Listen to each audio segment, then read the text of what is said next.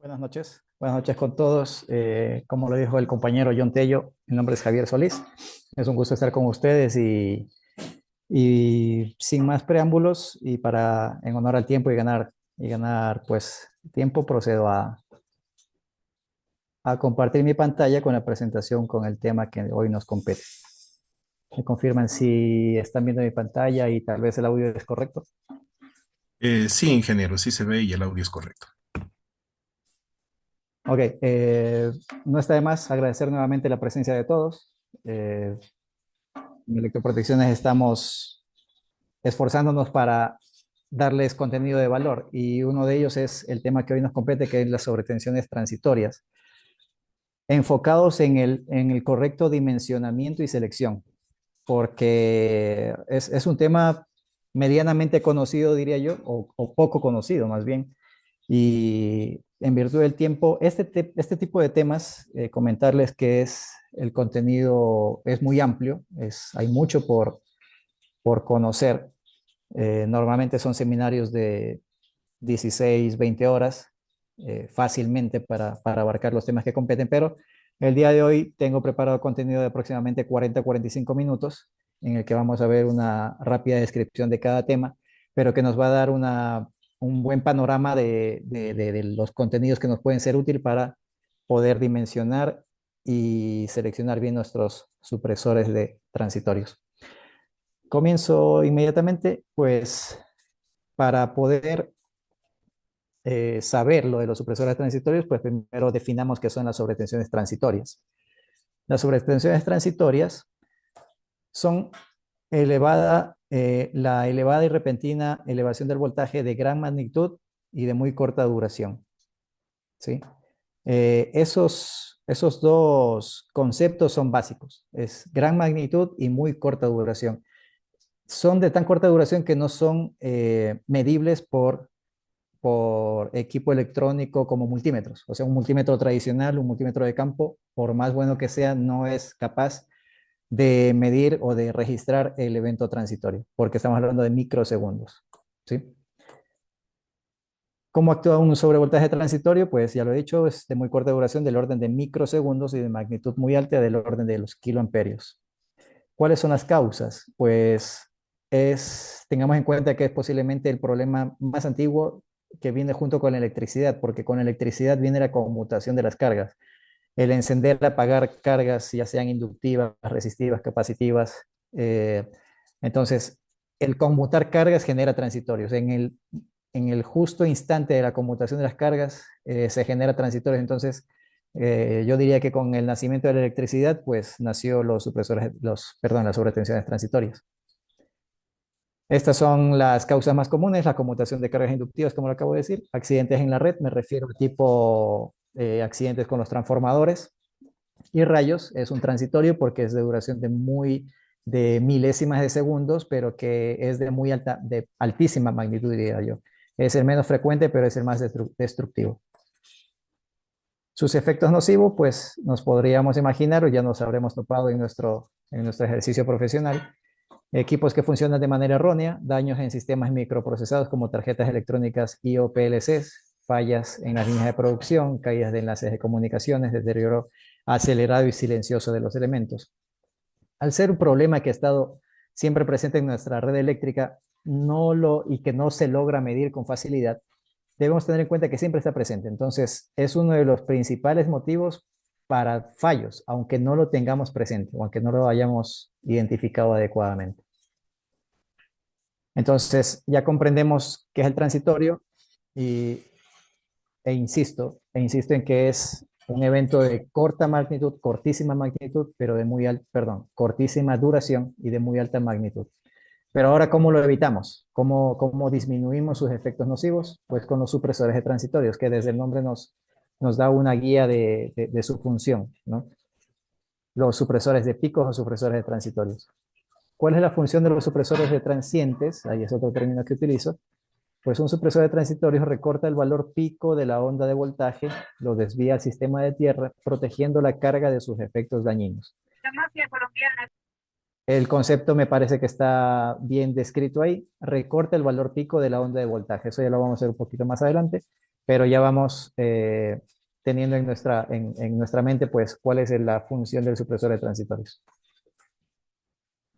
Hablemos un poco de la terminología, porque en pocos minutos yo he mencionado transientes, he mencionado picos. Bueno, pues dentro de nuestro argot profesional y popular, pues a veces escuchamos o nosotros mismos decimos supresor de transitorios, decimos supresor de transientes, que viene del inglés transient, decimos supresor de picos, los llamamos TVSS, que son las siglas en inglés de Transient Voltage Surge Suppressor, los llamamos SPD, igual siglas en inglés, o le llamamos DPS, que es dispositivo protector de sobretensiones transitorias.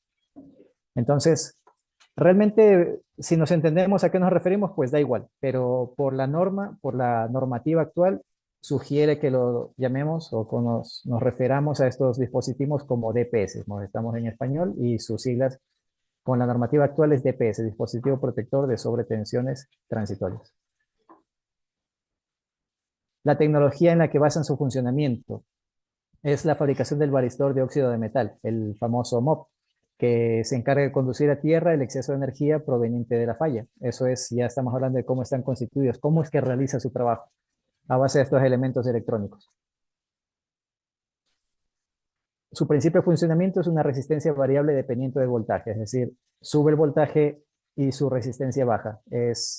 Son elementos electroquímicos, llamémoslo así, analógicos, que detectan un disparo o una superación, cuando se supera su umbral de funcionamiento, su umbral de voltaje de operación continua, pues su resistencia baja inmediatamente casi a cero. Entonces, es eso, es una resistencia variable con el voltaje. Son los famosos MOPS.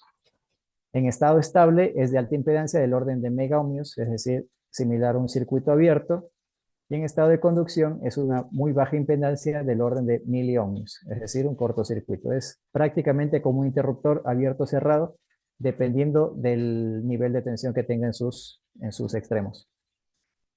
Es bidireccional, es decir, no tiene polaridad. Estamos hablando del MOP, el elemento constitutivo de los varistores o de los supresores de transientes.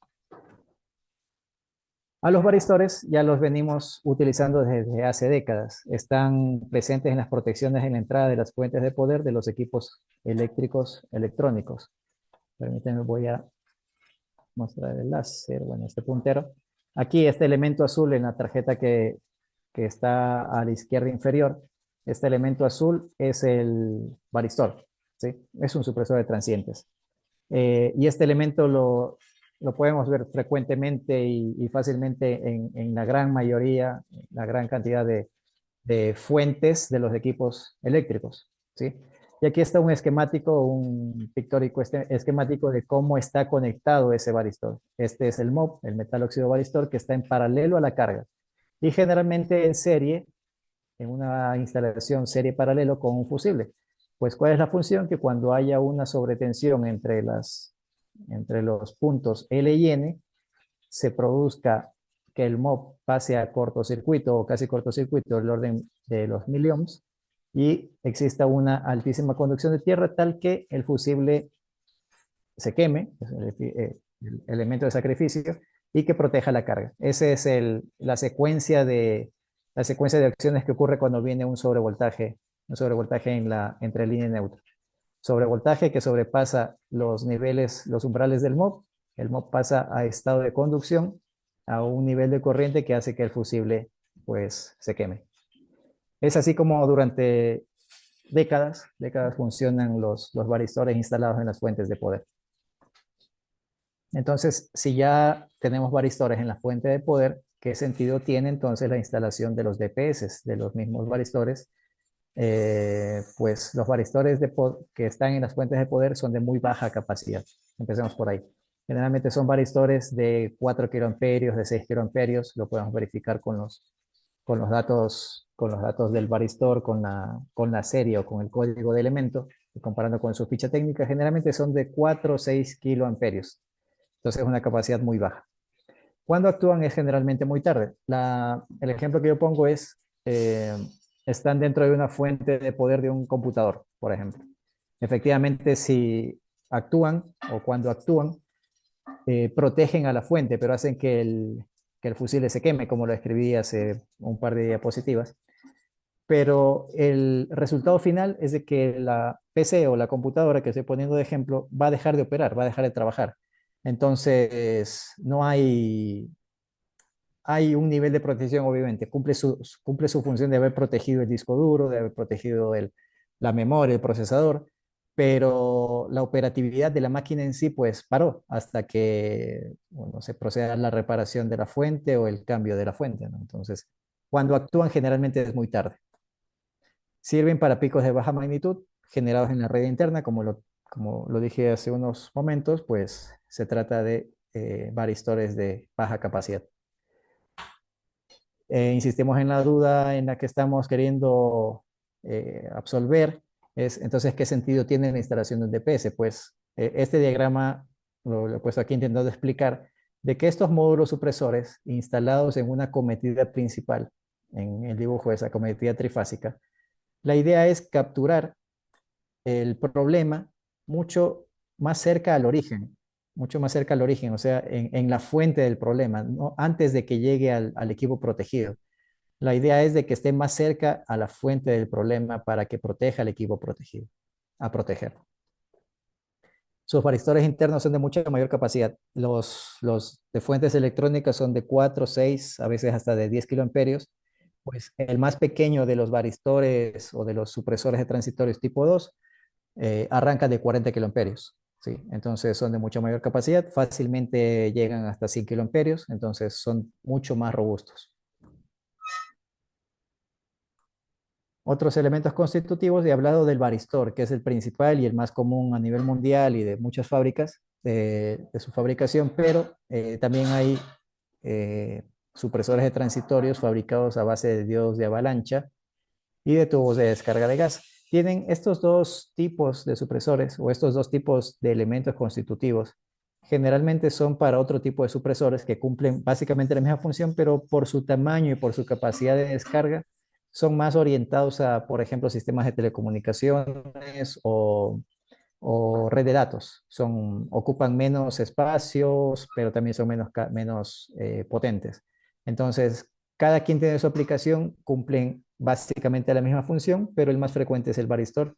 Por eso he dedicado un poco más de tiempo en aquello, pero también es posible encontrar en el mercado supresores fabricados internamente a base de diodos de avalancha o de tubos de descarga de gas, que no sea sorpresa encontrarnos con este tipo de soluciones.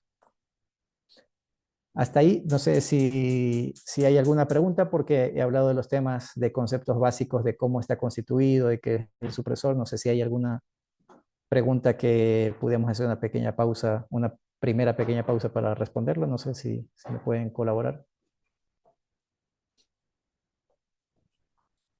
o si está todo claro también.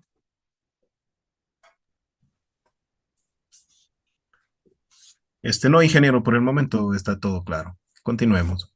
Ok, por favor, cualquier duda, por favor, la hacen en el chat, como lo dijo John, o estaremos dispuestos a solventarla, ¿sí?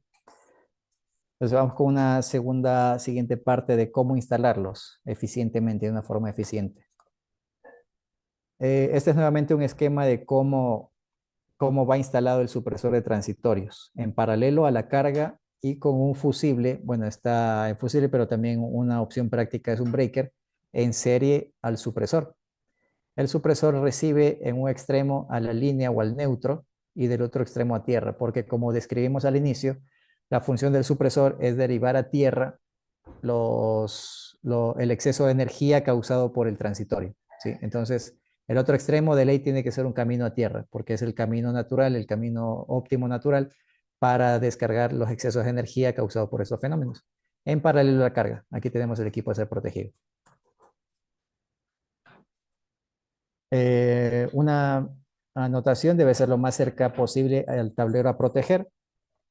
Como lo dijimos hace unos momentos, debe estar cerca a la fuente del problema.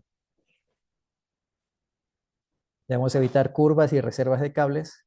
¿Por qué? Porque estamos hablando de tiempos de respuestas muy rápidos.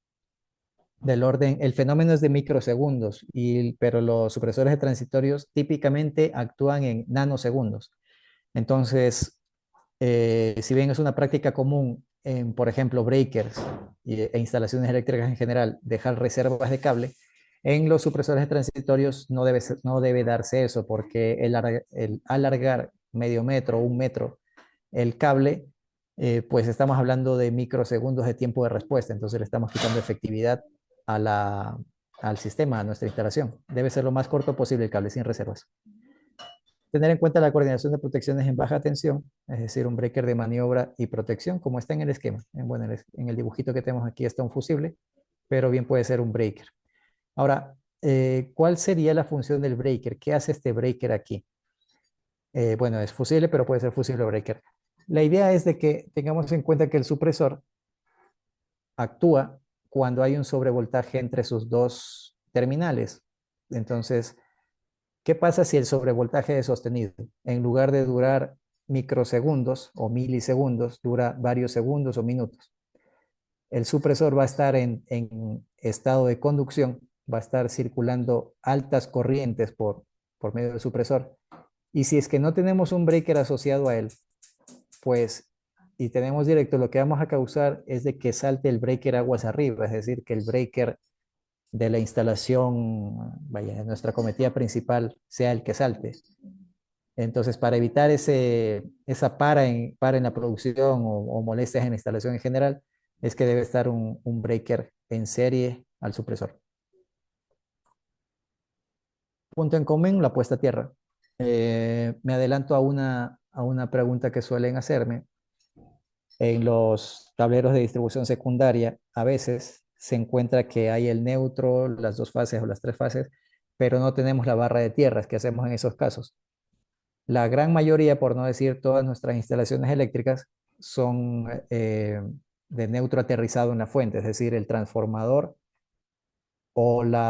sí, el transformador, o sea, el transformador en su demandado de baja tensión, el neutro tiene que estar aterrizado. Entonces, en esos casos es válido tomar como punto de descarga el neutro, porque el neutro en el origen está aterrizado. Entonces, va a tomar un camino un poco más largo, pero la idea es llegar a tierra física. Y como nuestro neutro en la cometida principal tiene que estar aterrizado, pues es el camino a seguir para los tableros de distribución donde no tengamos la línea de tierra disponible, independiente. Los tipos de supresores. Hablemos de los tipos de supresores. Se clasifican en base a la máxima corriente de descarga que pueden soportar. Voy a poner el tipo 1, 2, 3 y el tipo 1 más 2. El tipo 1 son diseñados para soportar corrientes tipo rayo, directo, o sea, es así. El tipo 2 diseñados para soportar corrientes de conmutación. Al inicio de la presentación les comentaba que las fuentes o las causas que generan los transitorios son la conmutación de cargas eléctricas, generalmente las más fuertes son las cargas inductivas, y el rayo. Entonces, la diferencia entre una y otra es la magnitud y un poco la duración, pero más la magnitud. Entonces, los dos primeros tipos, el tipo 1 está diseñado, es decir, son varistores diseñados y fabricados para soportar corrientes tipo rayo, y mientras que los tipo 2 son diseñados para soportar corrientes de conmutación. Los tipo 3 son muy similares a los tipo 2, pero son de menor capacidad. Ya lo voy a explicar un poco más a profundidad adelante. Y los tipo 1 más 2, pues combinan las tecnologías de la 1, que generalmente es con descargas de gas, y varistores del tipo 2, cuando escuchemos de un varistor o de un supresor del tipo 1 más 2.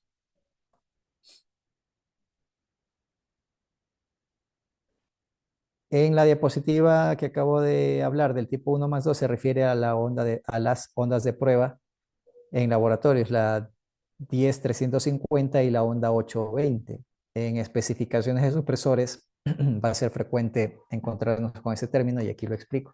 Aquí están la gráfica de dos ondas de prueba a la que son sometidas los supresores de transitorios, la de la izquierda la 10350 y la de la derecha la 820.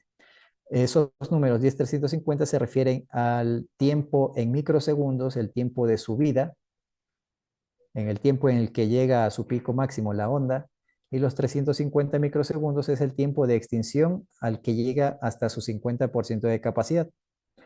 Entonces, una onda 10350 es la onda en la que los organismos de certificación o los organismos internacionales de profesionales a nivel internacional han acordado clasificar o ponerla como onda de simulación, sería como onda de simulación al efecto del rayo. Es decir, lo que intenta la norma es que con esta onda 10350 simulemos la caída de un rayo, ¿sí?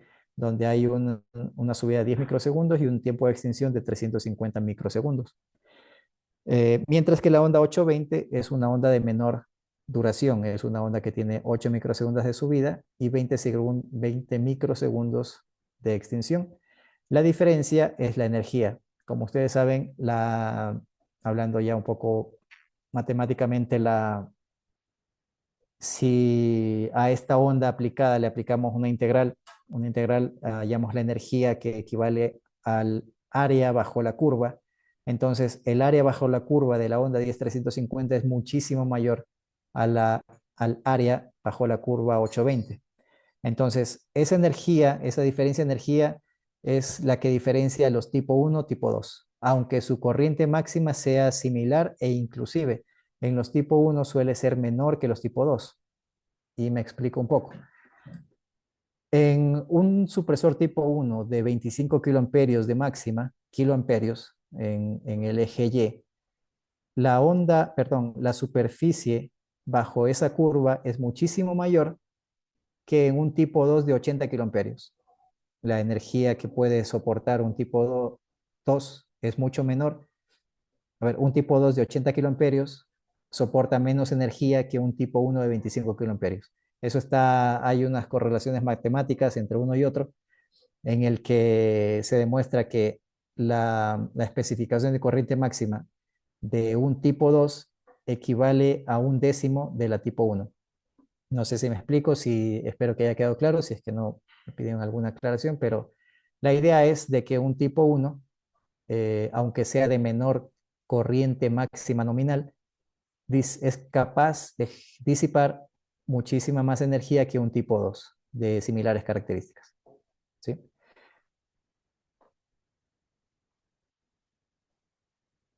Aquí hablando de terminologías, de corrientes máximas, corrientes de impulso, aquí tengo dos fotos de dos supresores. El de la foto de la izquierda es una etiqueta o el etiquetado de un supresor tipo 1 y el de la derecha un tipo 2. La corriente máxima de descarga se refiere a la onda 820. Está, por ejemplo, en el de la derecha que dice I máxima de 100 kiloamperios.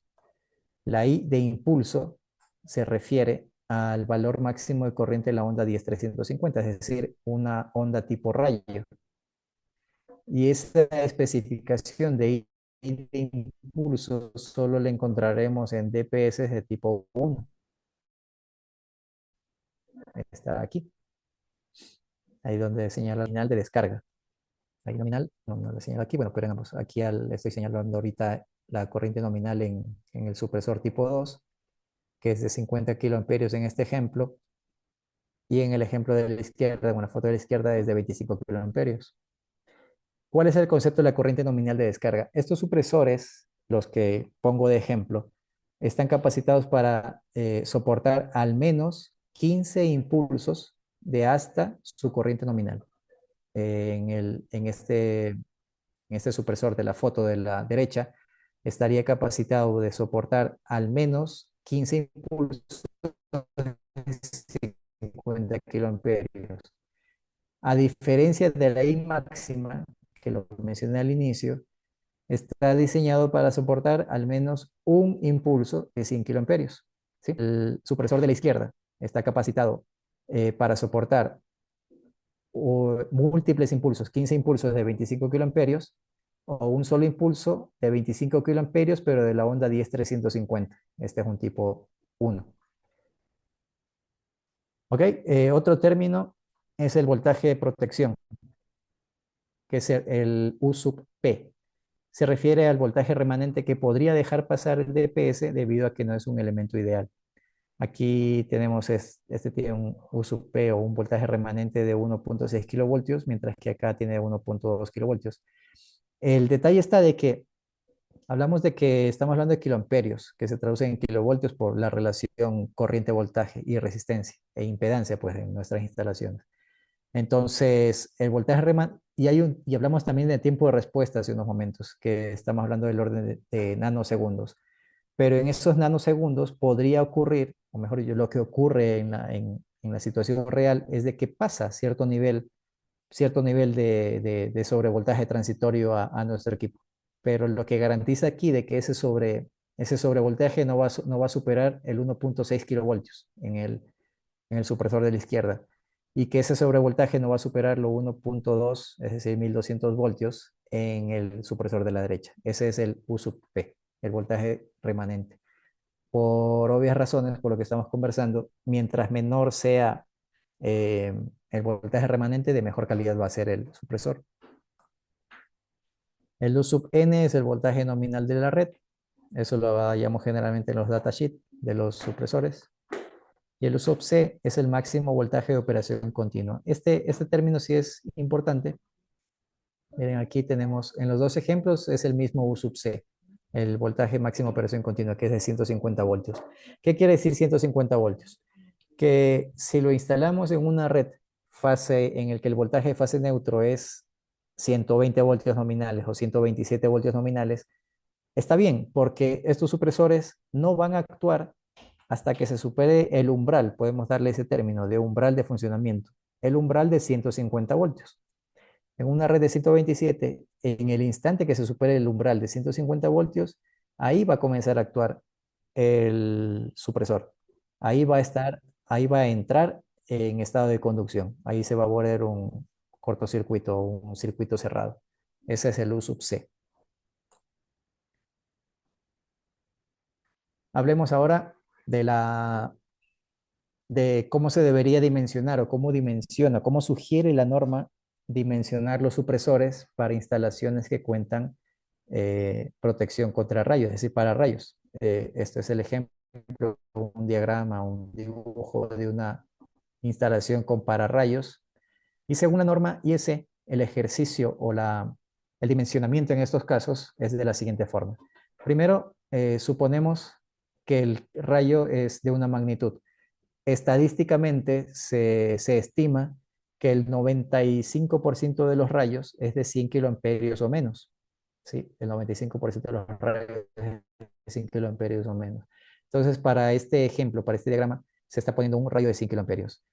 Bueno, el sistema captador de rayo de descargas atmosféricas actúa o cumple su función, deriva a tierra por la línea verde-amarillo que tenemos aquí, pero lo deriva de una forma que a nivel de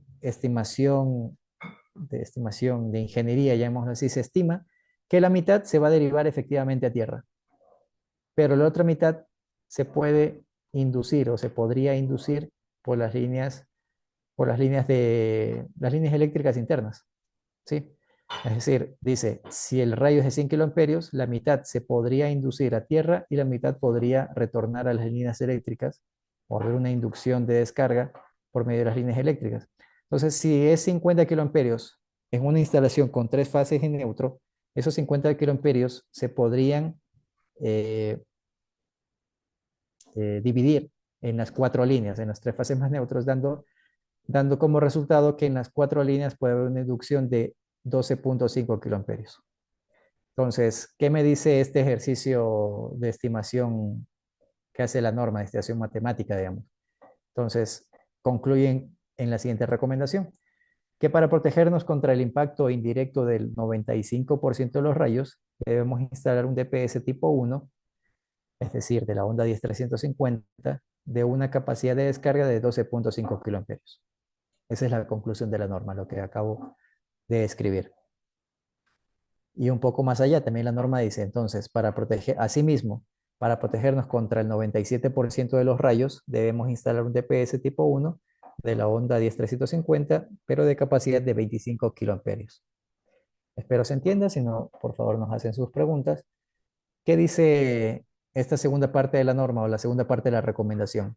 Que el 97% de los rayos es de 200 kiloamperios o menos. Es decir, si es de 200 kiloamperios, ocurriría el mismo fenómeno o la misma división. 200 kiloamperios es el fenómeno del rayo, 100 se irían efectivamente a tierra y 100 podrían retornar por las líneas de energía. Entonces, los 100 dividido para las cuatro líneas, tendríamos un retorno o un efecto en las líneas eléctricas de 25 kiloamperios. Y aquí me permito también una recomendación que ya está implícita en lo que acabo de describir. El sistema de protección contra el rayo cumple su función al captar el rayo, al captar el fenómeno de descarga y derivarlo a tierra. Esa es su función y hasta ahí llega.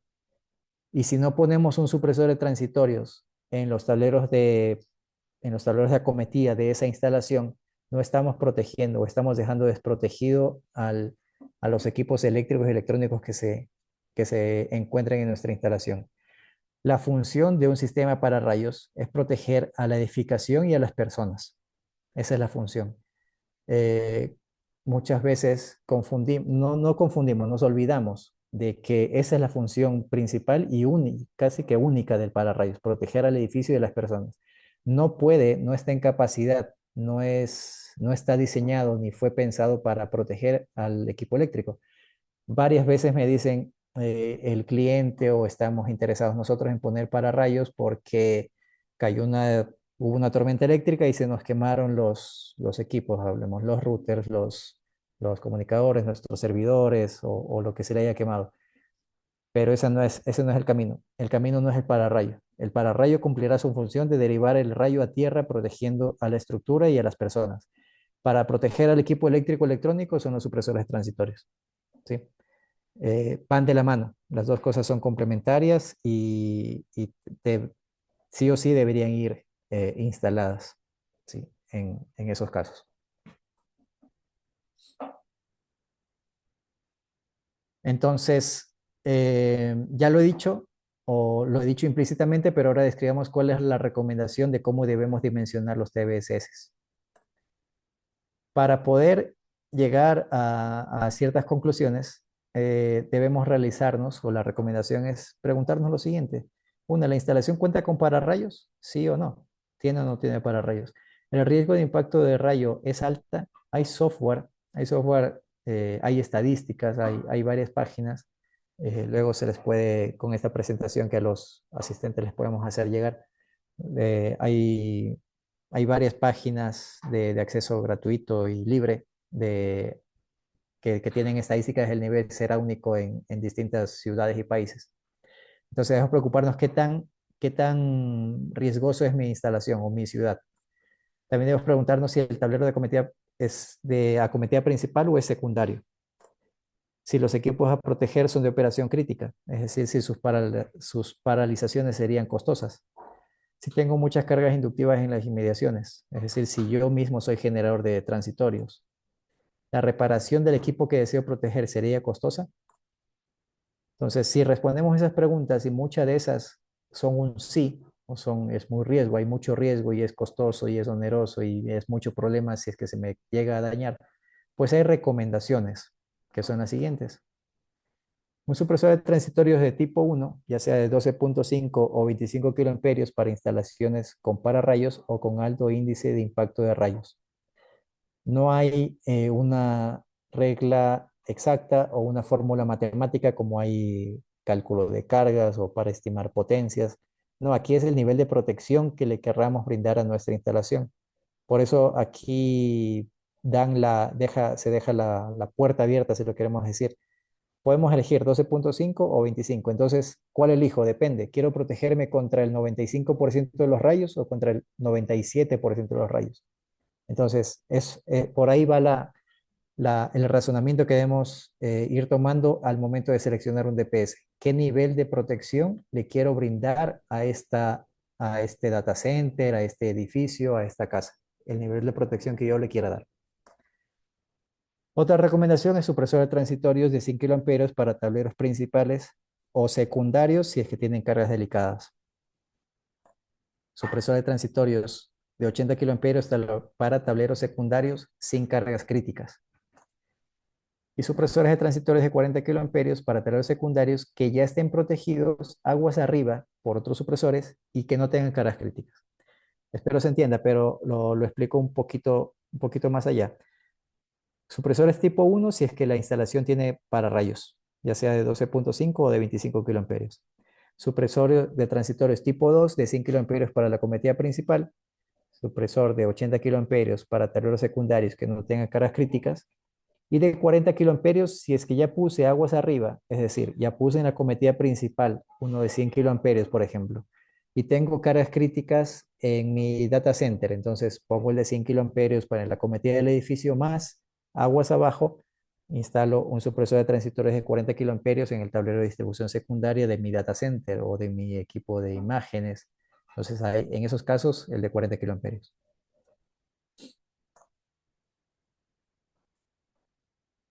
Este es un esquema que resume lo que acabo de decir. Aquí, bueno, se llama para rayos.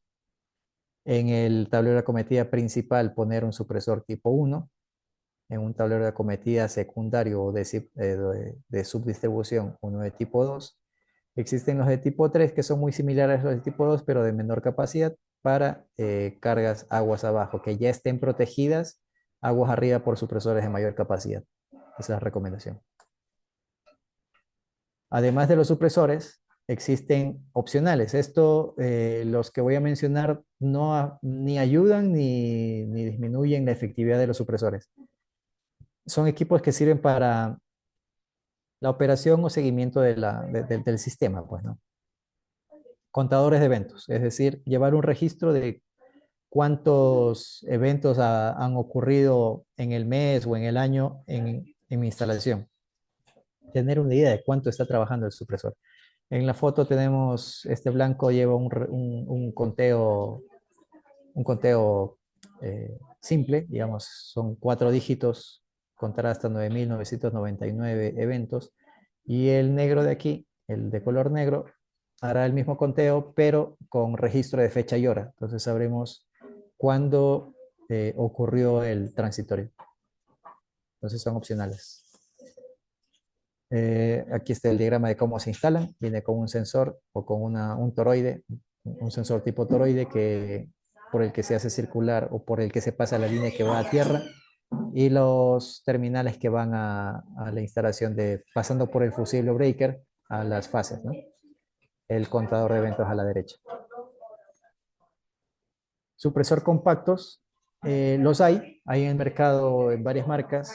Me refiero a los supresores que dentro de una única caja tienen los supresores ya listos para todas las fases, ¿sí? Los supresores que nosotros recomendamos son los supresores de tipo riel porque te permiten poner uno por fase, y si uno se daña lo reemplaza solo a ese, no tienes que reemplazar todo el supresor.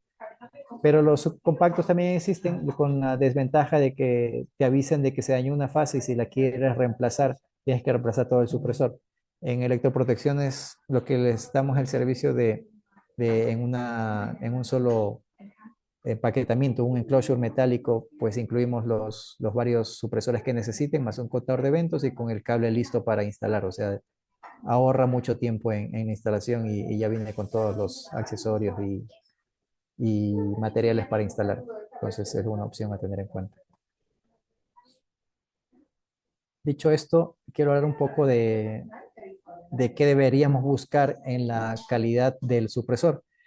Esto que estoy mostrando en esta diapositiva es un test report, un reporte de pruebas que son sometidos los supresores, un muestreo de los supresores cuando realizamos una importación, entonces que te dé una garantía de calidad. Entonces se muestran varios, de todo le hacen el test, desde apariencia física hasta el resultado de las pruebas realizadas. Los resultados de las pruebas de performance son de este tipo, en el que dice a un voltaje nominal de 246 voltios tienen una corriente de fuga de 2.3 microamperios, es decir, un circuito abierto. Dice la norma que debe ser menor a 20 microamperios, es decir, que cero consumo o circuito abierto. Bueno, pues este de aquí nos muestra que es de 2.3 microamperios. La corriente de prueba. La corriente de prueba es, si es que es un supresor que dice una corriente nominal de 50 kiloamperios, pues se la prueba con 50 kiloamperios, dando como resultado del test la norma dice que debe ser, o su catálogo dice que debe ser menor a 1200 voltios, pues debe mostrar el resultado. En este caso, 1107 voltios. Entonces son tipos de documentos que les pueden, que les dan la certeza a ustedes de que la calidad del equipo, esto se hace en promedio a 4 de cada 50 supresores. Se les hace test de este tipo y se acompaña con cada lote de importación un certificado de pruebas. Les da a ustedes la garantía de la calidad del producto que van a adquirir. Nuevamente me permito hacer una pausa porque estamos casi al final de la presentación, si hay alguna duda o pregunta. La cajita que presentó, ¿cuánto sería el costo? El costo depende porque la caja o el supresor compacto los armamos tanto en 40 kiloamperios, que es lo más pequeño, 40 kiloamperios de 2 fases, de 3 fases, de 3 fases más neutro, el de 80 kiloamperios o 5 kiloamperios. Nuestros compañeros de departamento comercial les puede hacer llegar una lista completa, pero dependerá en resumen si lo quiere de cuántos kiloamperios y de cuántas fases, si el tablero a proteger es monofásico, bifásico o trifásico. Ah, ya, gracias. Ingeniero, una pregunta. Sí, dígame, con gusto. Verá, yo soy, bueno, hay que ser delicado en este asunto. Yo sé que la charla es gratuita, pero está excelente, está excelente. O sea, es la información que está pasando en las diapositivas, la van a dejar en digital aquí, ¿no? Curiosidad, Sí, ¿no? es decir, les invito a ustedes y a todos los asistentes que se hayan registrado, que tengamos su correo electrónico, les podemos hacer llegar la Oh, presentación en digital. Sí. bien, bien, bien, bien. Ya, ya, gracias, gracias. Buenas noches con todos los presentes. Mi nombre es Andrea Naula, soy parte del área comercial de Electroprotecciones. Agradezco a todos ustedes por su presencia. Por favor, les invito a que llenen el formulario de asistencia para hacerles llegar esta charla lo más pronto posible. Adicional a eso, vamos a dar paso a las preguntas que nos han dejado en nuestro buzón de mensaje. Ingeniero, le voy a ir mencionando cada una de las preguntas, por favor, para que nos ayude despejando las dudas. Empezamos. La primera, ¿en qué posición se deben ubicar dentro de un sistema eléctrico? Los supresores, ¿en qué posición? A ver, en paralelo a la carga siempre, creo que eso puede estar claro. La posición, creo que con el esquema, no sé si me regreso algunas diapositivas atrás, o el que haya hecho la pregunta me corrige si estoy equivocado, pero puede referirse a esto. O sea, este es el equipo que deseo proteger, y cuando hablo de equipo proteger, me refiero a lo que va a proteger, pero lo que estoy protegiendo, recordemos que está en el tablero de distribución o el tablero principal de la acometida. Entonces, al yo poner un supresor en la acometida principal o en el tablero de distribución principal, estoy protegiendo todo lo que está en ese tablero, porque instalo en paralelo. O sea, la instalación no es puntual para X o Y equipo. Ese equipo que me interesa proteger debe estar obviamente alimentado, energizado por un tablero, y yo protejo las barras, las borneras de ese tablero. Como, como beneficio total, estoy protegiendo a todo lo que esté en ese tablero. No sé si por ahí es lo que preguntaban, pero creo que es. Si no es así, pues que nos amplíe la pregunta, ¿no? No, sí, o sea, Muchas el gracias. asunto, perdón un momentito, disculpe. Bien, la pregunta, digamos, ya la hice, era para saber, digamos, la posición, si lleva dentro del breque principal, primero o después del breque principal, o adelante del breque principal. Esa era la pregunta. Pero ya que En usted me paralelo, acaba, en sí, ya, paralelo.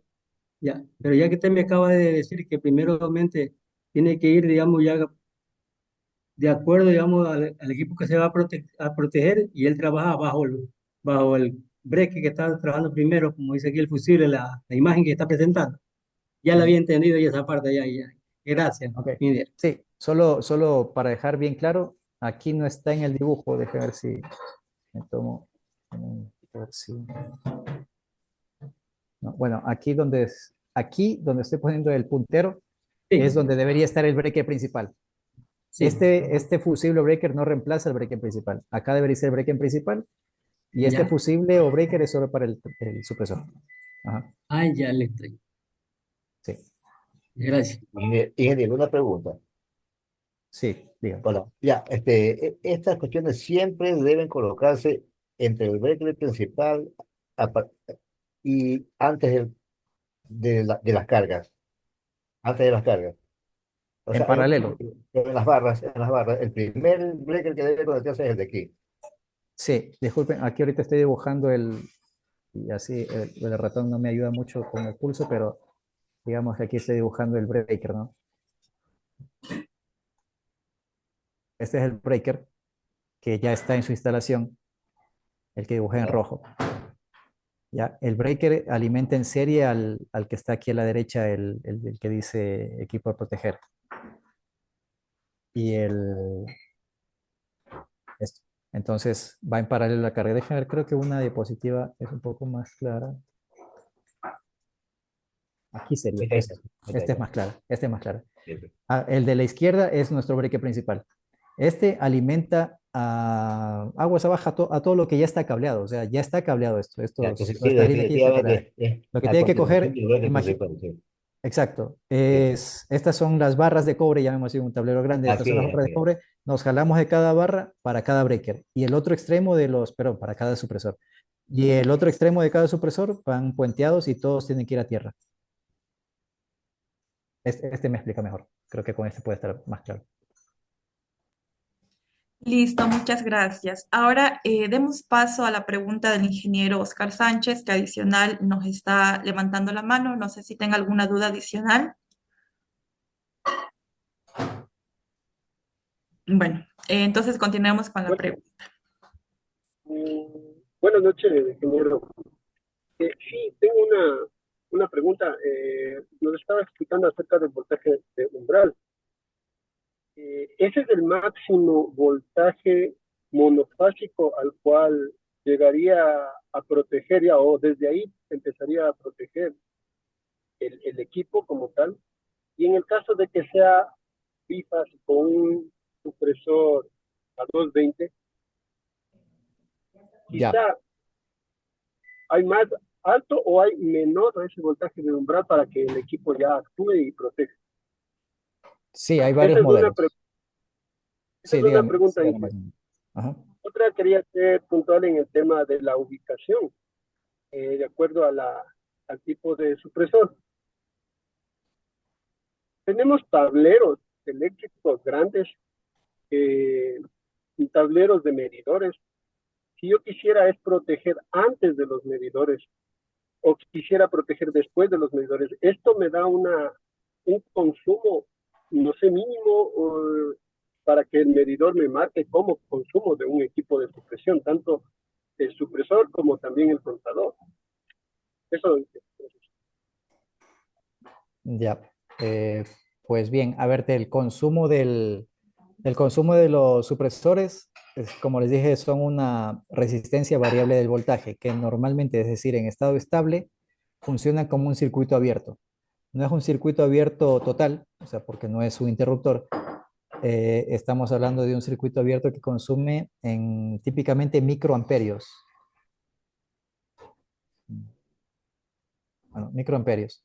Entonces no va a marcar realmente el medidor. Pues tendría que pasar muchas semanas, diría yo, para que marque algo de consumo un supresor.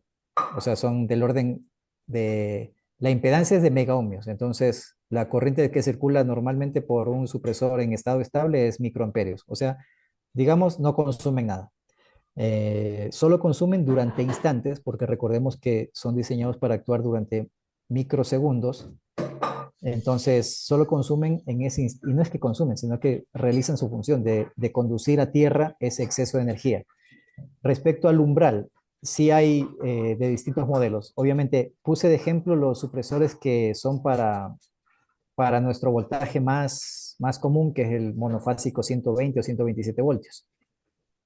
Aquí, estos que están en la foto. Tienen el umbral de funcionamiento de 150 voltios. Quiere decir que estos son diseñados para redes monofásicas de 120, 127 voltios, o sea, 120 voltios solo para resumir, porque ya dependerá de la zona de instalación, a veces 120, 127. Entonces, estos de la foto, ¿qué me dice el U sub C? Que mientras no se supere los 150 voltios, ellos no hacen nada, están en circuito abierto, están en reposo. Recordemos, no son reguladores de voltaje, están en total reposo, no hacen nada. Cuando se supera los 150 voltios, automáticamente su resistencia baja a prácticamente cero, un cortocircuito, y conducirán a tierra el exceso de energía cuando superen los 150 voltios. Pero eso, entonces, estos del ejemplo sirven para redes monofásicas 120 voltios. ¿Qué ocurre para las redes que en monofásico tenemos, por ejemplo, 230? Para las redes 230, 380 sería. O para las redes trifásica 400 voltios o 440 o más, o similares. Entonces, para eso sí hay, y tenemos nosotros también supresores que el U sub C es de 320 voltios. Entonces, cuando tenemos un voltaje fase neutro de 230, 270 voltios, 240, es otro modelo, pero sí, obviamente sí los hay para esos casos. En sistemas bifásicos, también escuché decir qué ocurre para los sistemas bifásicos, pues se pone uno por fase, pero del mismo supresor. Se pone uno para la fase 1, uno para la fase 2. No sé si con eso quedó aclarada la pregunta. Sí, muchísimas gracias, Inge. Quedó muy claro. Una duda más, nada más, ingeniero. Claro. Estos equipos, al colocarlos en cascada, me dan una protección global de todo un sistema en una casita, digamos, en una industria cualquiera. Pero el punto clave en el cual quisiera ser puntual es cuando, por ejemplo, yo tengo una falla en el sistema eléctrico, eh, que digamos hay un daño cualquiera. Entonces, va a permanecer constante un buen tiempo, digamos, una hora, 2 horas, va a permanecer constante ese voltaje alto, digamos, que supere los 150, en este caso los 160. Los 10 voltios que va a estar siguiendo a tierra, ese voltaje ahí ya está funcionando, o ahí el equipo de supresor está como un circuito cerrado, que esos 10 voltios en consumo ahí en ese instante sí me representaría un consumo como tal, ¿no es cierto? Porque ahí ya se cierra el circuito, digamos. Sí, Sí, sí, pero a tener en cuenta, los supresores en esas condiciones están diseñados para abrirse. O sea, se va a quemar el supresor. Tienen, no es propiamente un fusible, pero tienen internamente, a ver, primero que se va a calentar y están diseñados, internamente tienen un fusible, sí, sino que no es físicamente como los estamos familiarizados, sino que lo que ocurre en la condición que usted me acaba de describir, un sobrevoltaje sostenido, un sobrevoltaje que supere los 150 voltios durante algunos segundos, minutos y peor aún horas. Pero la cuestión es que en pocos segundos y minutos el supresor ya se va a quemar, pero no se va a quemar con flama, o sea, con llama, sino que se va a averiar, quiero decir más bien. E internamente su fusible interno se va a abrir. Ahora, el fusible externo o breaker es para prevenir aún más. Recordemos que el breaker o fusible es también para proteger al cable y ya hablamos de seguridad de la instalación, o sea, para proteger sobrecalentamientos de cable. Entonces, pues es así, o sea, ante un sobrevoltaje sostenido, el supresor no es un elemento que tiene microcontroladores o alguna lógica analógica o digital de alguna forma que sensa el voltaje, no. Son elementos netamente analógicos, los varistores, que actúan, bajan su resistencia, funcionan, pero tienen, los supresores menor of Attach tienen internamente una protección térmica que cuando entran en estado de conducción, si ese estado de conducción supera los varios décimas de segundo, inclusive, décimas de segundo, se calientan y, o sea, yo los había visto abiertos, tal vez una próxima presentación pueda poner la foto, pero abierto lo que ocurre en esos casos es que la soldadura es diseñada, el material con el que es soldado internamente el supresor a los contactos, para que se derrita y se abre. En pocas palabras, ya quedó, cumplió su función, eh, se avería el supresor y se aísla, queda fuera. Una protección adicional, y es es la recomendación de las normas, es poner este breaker o fusible en serie al supresor para en ¿cómo es? En la situación que usted me la comenta, pues sea este fusible breaker el que salte, aislando igualmente al supresor. Entonces no le va a consumir. En cuestión de décimas de segundo, el supresor se va a quemar y se va a aislar totalmente. Va a quedar abierto. Ingeniero, el fusible, la capacidad del fusible del breaker depende del cable que va a alimentar al protector, ¿verdad? Al supresor. Sí, sí, la recomendación es suficiente. Recordemos que si bien hablamos de kiloamperios, de Correcto. 5, 10, 100 kiloamperios, pero hablamos de microsegundos, entonces no necesitamos, habitualmente con cable 10 es suficiente. Con O sea, cable 30 10, amperios más o menos. exacto, cable Ya, 10 y un ya. breaker de 32 amperios, de 30 amperios es suficiente. 32, claro, ya, claro. Muchas gracias, ingeniero. Vamos a continuar con la siguiente pregunta del ingeniero David Anchundia. ¿Cuál sería el rango de ohmios que debe estar la puesta a tierra para que el supresor pueda cumplir su funcionamiento correctamente? La recomendación es menor a 10 ohmios. Y es recomendación porque no hay un estudio exacto y no hay una fórmula matemática exacta de que cómo va a funcionar. Porque una puesta a tierra de, por ejemplo, 5 ohmios, pero si no instalé adecuadamente y dejé 2 metros de cable innecesariamente, el tiempo de respuesta de nanosegundos se va a ampliar a microsegundos o a milisegundos. Entonces, se pierde efectividad. No es obligatorio, no es que el supresor no va a funcionar si es que la puesta a tierra es de perdón, mayor a 10 ohmios. Va a funcionar un poco menos eficiente, porque igual él va a hacer el circuito cerrado, igual va a derivar a tierra. Pero lo que ocurre, y aquí donde tengo mi puntero, lo que ocurre de aquí hacia abajo ya dependerá de la tierra. Dependerá de la puesta a tierra, del calibre del cable que utilice, de qué también haya hecho mi instalación. Mientras más cuidadosos seamos en esos pequeños detalles, pues más eficiente va a ser el sistema de protección. Entonces, la recomendación es 10 ohmios o menos. Pero, ¿qué pasa si tiene 15 ohmios? Igual va a funcionar. Un poquito menos eficiente, pero funciona. Muchas gracias, ingeniero. Por recordarles que adicional en nuestro chat adjuntamos el catálogo de supresores y aprovechando la pregunta de nuestro participante, también contamos con elementos para el sistema puesta a tierra. Vamos con la siguiente pregunta. ¿Cuánto tiempo de garantía tienen los supresores? Bueno, nuestros supresores cuentan con 5 años de garantía por defectos de fabricación.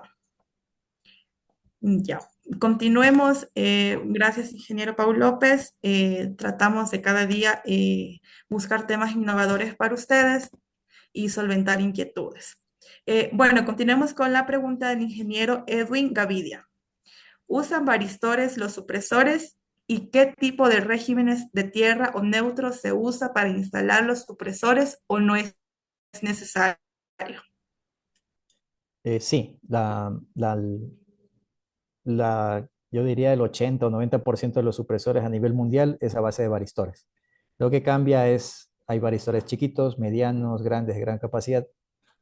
Para hallar, inclusive, para tener mayor capacidad de corriente, se pone varistores en paralelo. Pero sí, el principal elemento constitutivo es el varistor. También hay, como lo mencionaba en la presentación, hay supresores de transitorios fabricados a base de descargadores de gas, de diodos de avalancha. Son menos comunes, pero también son muy eficientes para ciertas aplicaciones específicas, especialmente de alta frecuencia. Son en alta frecuencia en sistemas de comunicaciones. Se me fue la segunda parte de la pregunta. Aparte del varistor, ¿cuál era?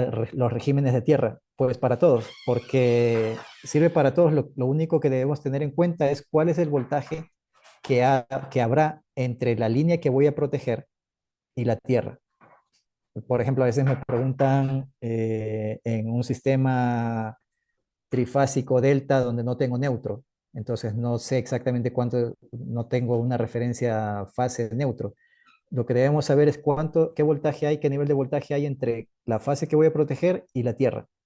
Entonces, si tengo 127 voltios o menos, el supresor a elegir es el de que tenga un voltaje de operación continua de 150 voltios.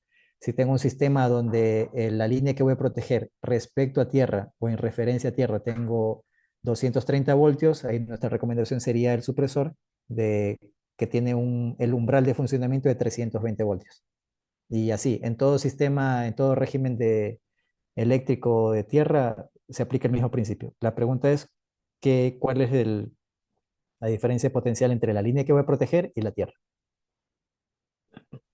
Gracias, ingeniero. Continuemos con la pregunta del ingeniero Carlos de Mera. ¿Los equipos a instalar son solo para carga tipo industrial? No, no, para todo, porque y los precios son muy accesibles.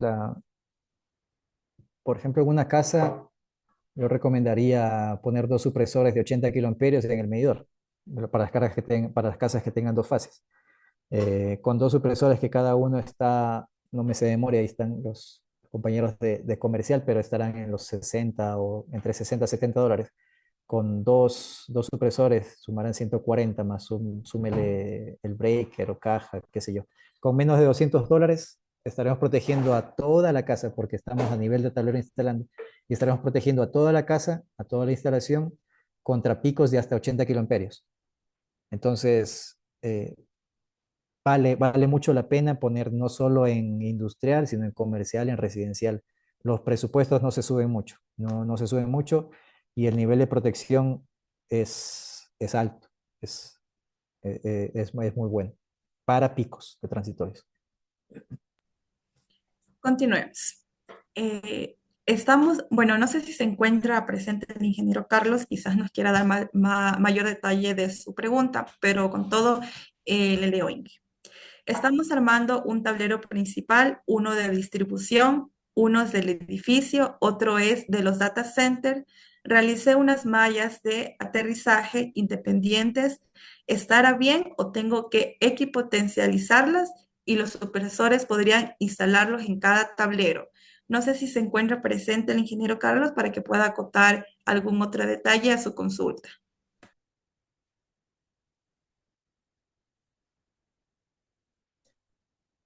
Si no está, creo que sí le entendí la duda. Iría más por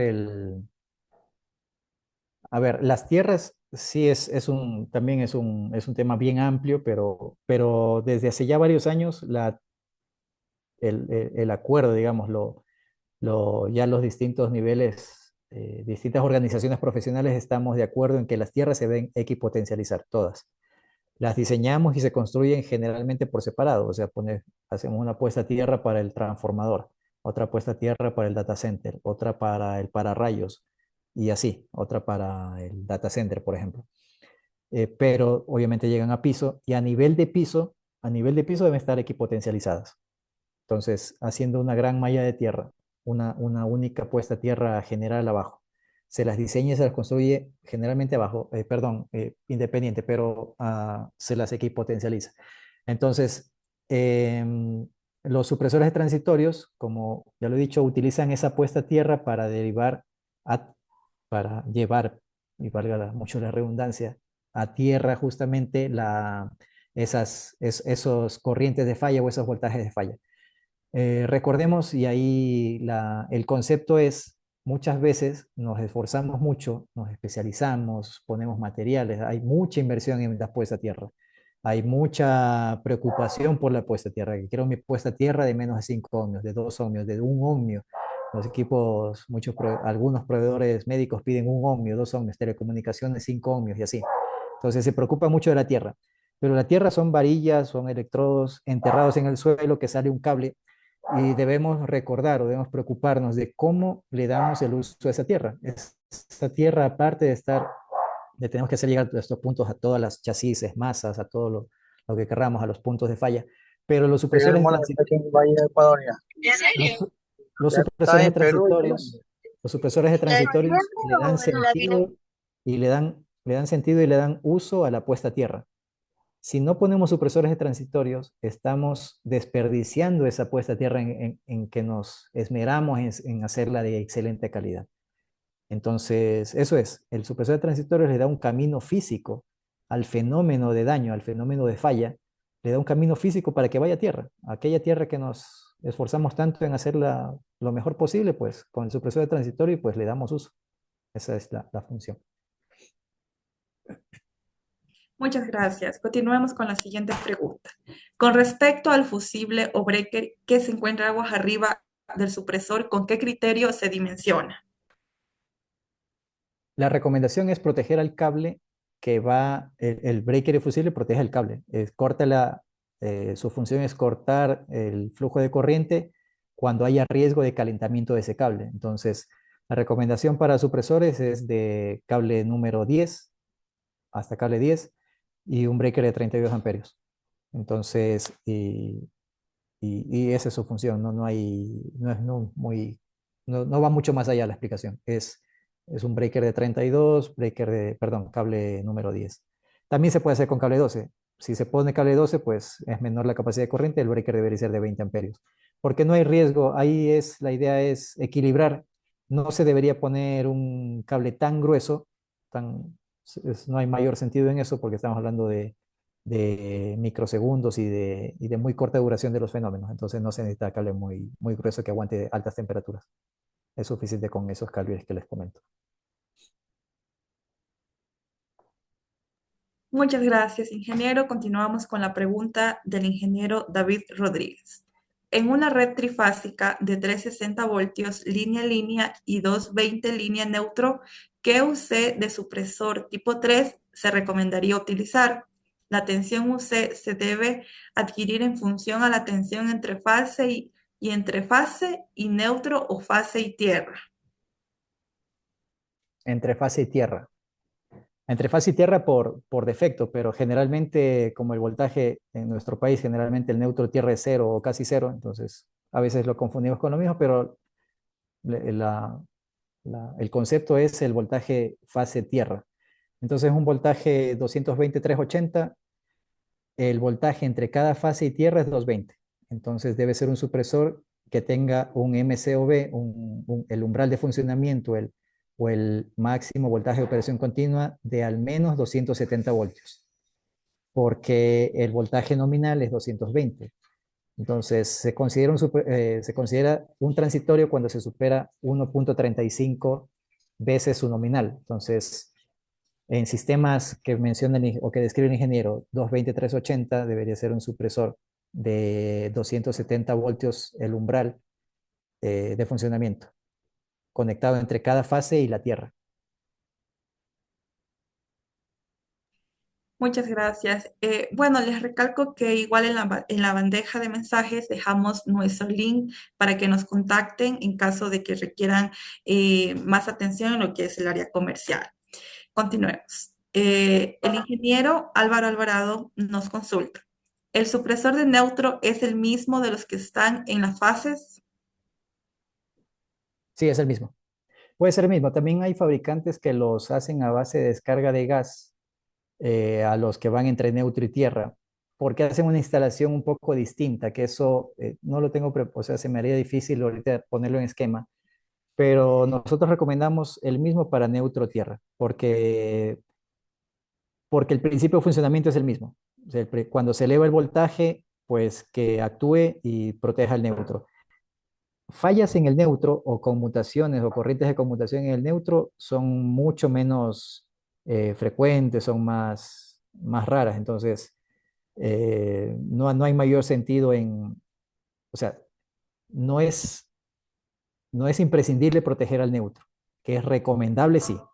Es recomendable proteger al neutro porque a la final sí puede caer un rayo y por el fenómeno que les describí hace unos minutos de también se pueden haber corrientes inducidas por el neutro, entonces es recomendable también proteger al neutro, pero lo imprescindible son las fases. Entonces, las fases imprescindibles, por ejemplo, en un sistema trifásico, mínimo las 3 fases. Recomendable el cuarto supresor o el cuarto polo para proteger al neutro también. Muchas gracias. Antes de dar paso a nuestra última pregunta, quiero recordarles a todos que nos ayuden llenando el formulario con sus datos para posterior hacerles llegar la charla del día de hoy. Bueno, damos paso a la última pregunta. ¿Hacen algo las regletas a las que suelen llamar cortapicos? Disculpa, Andrea, se me fue un poco el audio, ¿me podrías repetir? Claro. La pregunta del ingeniero Aguilar Wilson. ¿Hacen algo las regletas a las que suelen llamar cortapicos? si hacen algo, o sea, si tienen alguna función. Sí, las regletas cortapicos, si es que efectivamente, lo único que sí recomiendo es fijarse que efectivamente tengan supresores, porque hay algunas que solo son extensiones, o sea que su chasis, sus conexiones no tienen ningún varistor. No tienen varistores y entonces solo sirven de extensiones, pero hay unas que sí tienen el varistor, debe tener alguna especificación de su capacidad de varistor, pero estas son inclusive, no las mencioné porque son ya de tipo, si se puede decir comercial, residencial, son las de que se llama de tipo 4, perdón, las de tipo 3, son de tipo de uso, de enchufables, entonces sí, cumplen la función, lo único tener en cuenta de ver qué conectamos, ¿no? Porque las regletas cortapicos, si es que son cortapicos, efectivamente deben tener varistores. Si no tienen varistor, solo son simples extensiones que ahí sí no cumplirían ninguna función de protección. Hay buenas marcas que son económicas y también cumplen la función de suprimir picos. Muchas gracias, ingeniero. Queremos agradecerle por impartir sus conocimientos el día de hoy y muchas gracias a cada uno de nuestros asistentes. Esperamos que de igual manera nos acompañen en futuras charlas. Por favor, les vuelvo a insistir que nos ayuden llenando los datos del formulario para poderles compartir la presente charla. Un excelente fin de semana y recuerden, si tienen dudas con respecto a la adquisición de alguno de nuestros productos, no duden en contactarnos. Muchas gracias con todos. Muchas gracias y buenas noches con todos, ¿sí? Gracias, ingeniero. Buena explicación.